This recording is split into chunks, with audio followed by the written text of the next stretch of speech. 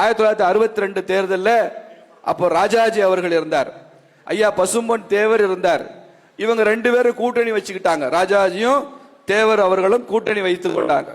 அப்ப ராஜாஜி சொன்னார், எடுத்துடலாம், ஆட்சியிலிருந்து அகற்றிடலாம், நம்ம கூட்டணி சுதந்திரா கட்சி ஃபார்வர்ட் பிளாக் மாதிரி திமுகவை கூட சேர்த்துக்கணும்னு சொன்னார். அப்ப அதுக்கு பசும்பொன் தேவர் அவர்கள் பதில் சொன்னாரு, திமுகவை கூட்டணியில் வைத்துக் கொண்டால், திமுகவையும் ஆட்சியில் வைத்துக் கொண்டால் அது நமது கூட்டணிக்கு நன்றாக இருக்கலாம் ஐயா, ஆனால் திமுக ஆட்சிக்கு வருவது தமிழ்நாட்டிற்கு நல்லதல்ல என்பதை பசும்பொன் தேவர் அவர்கள் சொல்லி அப்படி ஒரு கூட்டணி கூடவே கூடாதுன்னு சொன்னார். அவர் உயிருடன் இருக்கும் வரை அவர் திமுகவுடன் கூட்டணி என்ற பேச்சுக்கே இடமில்லை என்று அறிவித்து சென்றவர் பசும்பொன் தேவர் அவர்கள். அந்த வழியில் வந்ததுதான் பாரதிய ஜனதா கட்சி.